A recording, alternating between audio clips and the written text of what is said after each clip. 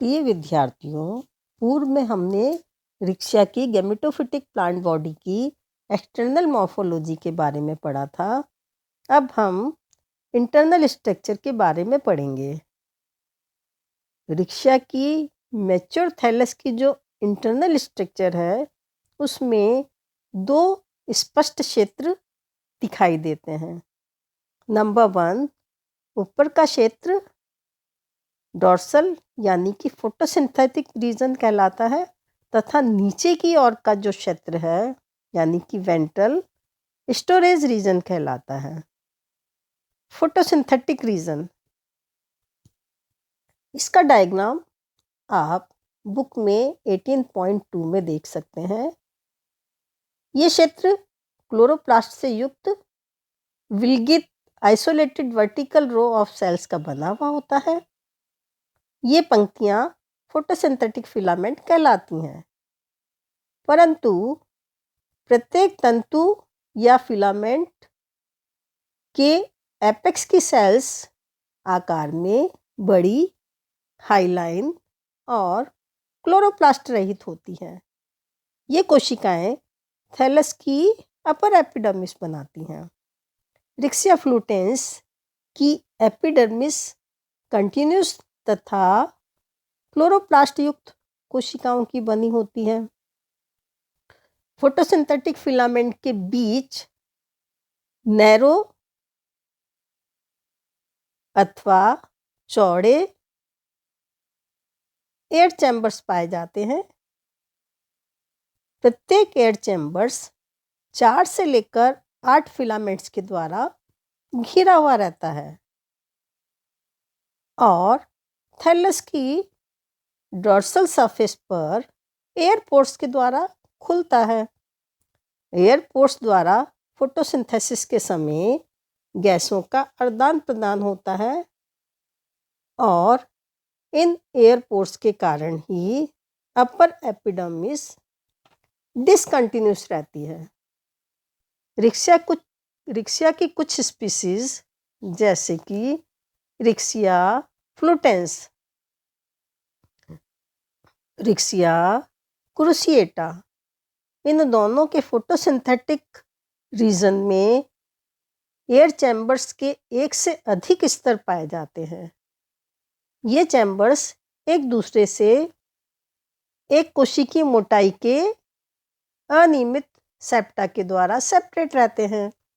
Riccia फ्लूटेंस जो कि aquatic species है, उसके स्थलीय आवास वाले प्लांट्स में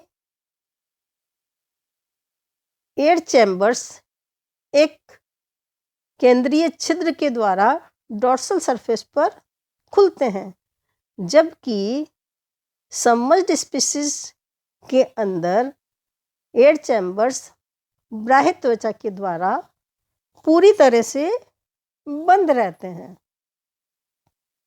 इंटरनल स्ट्रक्चर में सेकंड क्षेत्र जो कि वेंट्रल सरफेस पर होता है स्टोरेज रीजन कहलाता है। ये क्षेत्र सघन, कलरलेस और पेरेन्काइमेटस सेल से बना होता है।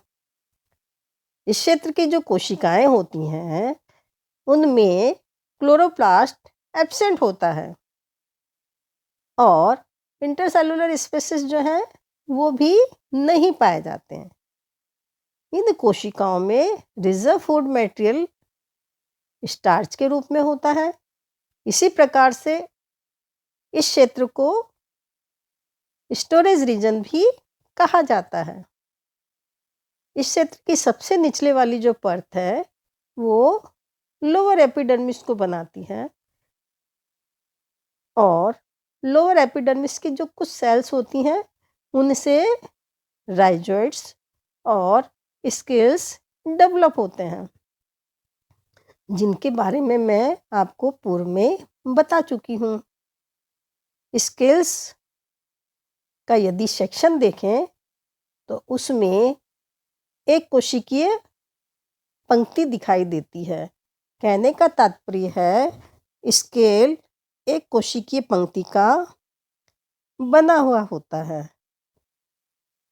यदि रिक्शा में एपिकल ग्रोथ देखें तो इसमें एपिकल नोच में उपस्थित ग्रोइंग पॉइंट्स के द्वारा होती है और इस ग्रोइंग पॉइंट्स में 3 to 5 एपिकल सेल पाई जाती है जो कि ग्रोथ के लिए रिस्पॉन्सिबल होती है।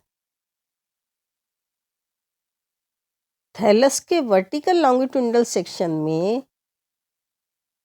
ये सेल्स त्रिकोणीय और क्षेत्रीय लॉन्गिट्यूडिनल सेक्शन में चतुष्कोणीय दिखाई देती है। प्रत्येक एपिकल सेल्स में 4 विभाजन तल पाए जाते हैं, अपाक्ष यानी कि डॉर्सल, अभ्यक्ष वेंट्रल और 2 लेटरल तल होते हैं। प्रत्येक एपिकल सेल डॉर्सल और वेंट्रल सरफेस पर एकांतरण या अल्टरनेट क्रम में कोशिकाएं काटती हैं या डिवाइड होती हैं। थैलस का अधिकांशतः जो ऊतक होता है वो डॉर्सल सरफेस पर बनी कोशिकाओं से बनता है, जबकि वेंट्रल सरफेस पर बनी हुई जो कोशिकाएं हैं वे लोअर एपिडर्मिस, स्केल्स और राइजोइड्स का निर्माण करती हैं।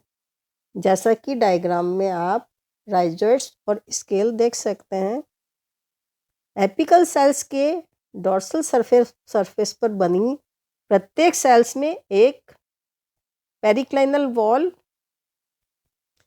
के द्वारा एक इनर सेल और एक आउटर सेल्स बनती है। आंतर कोशिका के बार बार विभाजित होने से थैलस का संग्रहण क्षेत्र यानी कि स्टोरेज रीजन तथा बाह्य कोशिका के विभाजन से फोटोसिंथेटिक जोन या ऊपरी एपिडर्मिस का डेवलपमेंट होता है। एपिकल सेल के लेटरल डिविजन्स होने से थैलस लंबाई व चौड़ाई में डेवलप होता रहता है। फोटोसिंथेटिक जोन के एयर चैम्बर्स का डेवलपमेंट इस भाग की वर्टिकल वॉल के अंतरकोशिकीय स्थलों पर आइसोलेशन के द्वारा होता है। इस प्रकार का परिवर्धन साइटोजेनियस के द्वारा होता है। ग्रोइंग पॉइंट के केंद्र में स्थित एक या अधिक एपिकल सेल्स के डिवीजन बंद कर देने के परिणाम स्वरूप ग्रोइंग पॉइंट की एपिकल सेल्स के 2 ग्रुप्स बन जाते हैं और ये दोनों ही ग्रुप मैच्योर टिश्यूज के द्वारा सेपरेट हो जाते हैं। इसके फलस्वरूप ही रिक्शा का जो थैलस है ये डाइकोटोमसली ब्रांच हो जाता है और उसी ही तरह से ये दिखाई देता है। अब हम रिक्शा के रिप्रोडक्शन या जनन के बारे में पढ़ेंगे। रिक्शा में 3 तरह का रिप्रोडक्शन पाया जाता है। नंबर 1 वेजिटेटिव, नंबर 2 सेक्सुअल, लेकिन इसमें 3rd टाइप का रिप्रोडक्शन यानी कि एसेक्सुअल रिप्रोडक्शन नहीं पाया जाता। रिप्रोडक्शन के बारे में हम नेक्स्ट क्लास में विस्तृत से पढ़ेंगे।